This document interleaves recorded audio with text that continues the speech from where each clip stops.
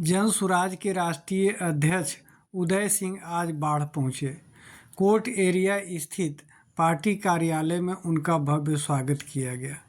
उन्होंने इस दौरान मीडिया से बातचीत के क्रम में आगामी विधानसभा चुनाव को लेकर काफ़ी कुछ कहा। गौर करें कि उन्होंने चुनाव को लेकर क्या कुछ कहा।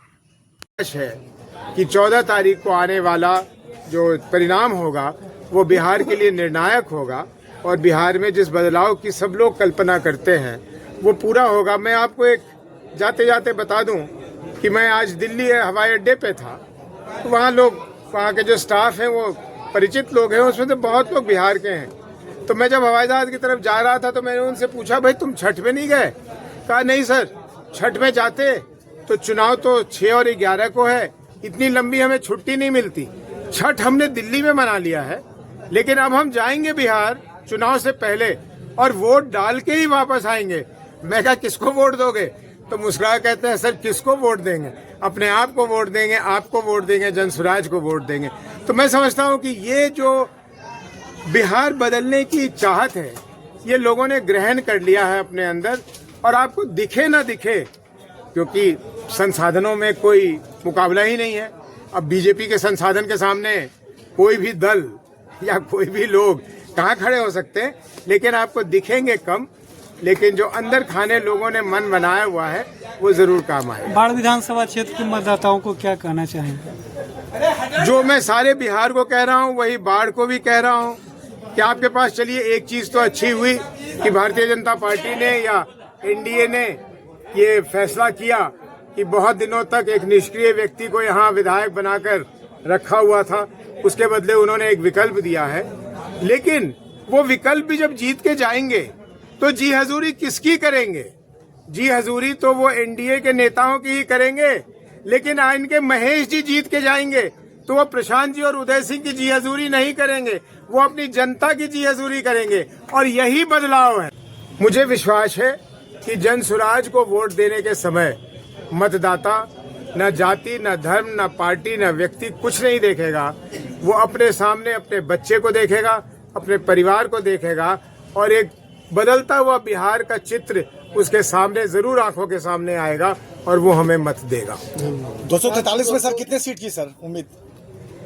हम उम्मीद तो 243 ही करते हैं और करना भी चाहिए, लेकिन कितने सीटें आती हैं ये तो जनता के आशीर्वाद के ऊपर है, भगवान के ऊपर है, उस पर छोड़ते हैं। प्रशांत किशोर को इलेक्शन कमीशन का नोटिस आया है किस चीज? 2 अलग जगह पर उनका वोट। मैं अभी इस प्रश्न का उत्तर पटना में देकर आया हूँ। देखिए, हम लोगों ने कानूनी ढंग से बहुत पहले उनका नाम बंगाल के वोटर लिस्ट से काटने के लिए दे दिया और हमारे पास प्रमाण तो है ही। इलेक्शन कमीशन का उत्तर भी आया हुआ है कि कुछ दिनों तक वो दोनों जगह दिखेगा और उन्होंने 2 नवंबर की तिथि दी है कि 2 नवंबर के बाद वहाँ के वोटर लिस्ट में वो नहीं दिखेगा। इसलिए हमारी तरफ से उसमें कहीं भी गड़बड़ी नहीं है और इलेक्शन कमीशन नोटिस दे रहा है तो अपने आप को उसको नोटिस दे लेना चाहिए कि जिस व्यक्ति ने लिख के दिया है कि मेरा नाम वहाँ से काट दो, तो उनको तो खुद काटना चाहिए, वो अपने आप को नोटिस दे लें तो अच्छा है। लेकिन ये व्यर्थ के सवाल उठाते रहते हैं विपक्ष के लोग। आज बीजेपी के अमित मालवीय साहब ने उठाया है और साथ ही उस ट्वीट में लिखा ये भी है कि जनसुराज की कोई महत्व नहीं है, इसीलिए इस बात की कोई महत्व नहीं है। तो भाई महत्व नहीं है तो तुम ट्वीट क्यों कर रहे हो? मत करो ट्वीट, कुछ और कर लो। तो जनसुराज की लड़ाई एनडीए से या महागठबंधन? जी अलग अलग जगह पे अलग अलग लड़ाई है। मैं यहाँ भी बता दूं, आज सुबह के आकलन के हिसाब से 28 तारीख के छठ पूजा खत्म होने के बाद जो हम लोगों ने आकलन किया तो हम लोगों को ऐसा प्रतीत हुआ कि हम लोग करीब 80 जगह सीधे मुकाबले में, मतलब 2 लोगों के बीच मुकाबला है, एक जनसुराज है और एक कहीं कोई और है। अब वो कहीं एनडीए का भी उम्मीदवार हो सकता है, कहीं महागठबंधन का भी उम्मीदवार हो सकता है। तो इसलिए ये प्रश्न का उत्तर देना मेरे लिए संभव नहीं है कि हम एनडीए से टक्कर में हैं या महागठबंधन से टक्कर में। बाढ़ में वो 80 सीट में बाढ़ भी है। 80 सीटों में मेरा बोलना ये है या नहीं है ये उचित नहीं होगा। बहुत धन्यवाद। गौर करें कि पार्टी प्रत्याशी महेश प्रसाद सिंह ने इस दौरान क्या कुछ कहा। भाजपा की ये स्वघोषित नीति है कि जो कमजोर लोग होते हैं, लालची लोग होते हैं, उनको वो अपना प्रभाव में लेके और चाहते हैं कि हम विजयी हों, लेकिन बाहर में ऐसी स्थिति नहीं होगी। हम पर भी दबाव बनाया गया भिन्न भिन्न तरह से, बड़े बड़े लोग दबाव दिए जो समय के बाद खुलासा भी किया जाएगा, लेकिन उससे कोई प्रभाव नहीं पड़ रहा। और आप सर से पूछ रहे थे कि लड़ाई किससे है, तो आप जान लीजिए जनसुराज की लड़ाई बाहर में किसी से नहीं है। वो उसको गाली देंगे, उसको चोर कहेंगे, वो उसको कहेंगे, यही दोनों करते रहेंगे।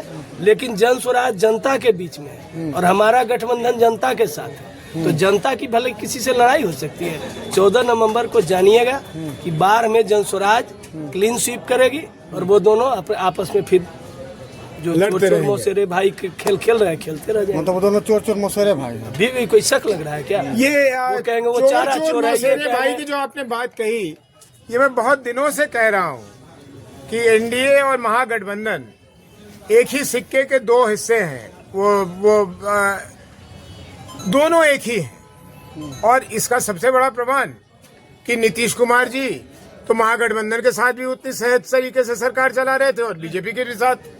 तो वो एक पुल का काम करते हैं, एक सेतु का काम करते हैं। दोनों लोगों को कहीं परहेज नहीं है। अगर उनको गद्दी मिल रही हो तो कोई कहीं कूद के चला जाए।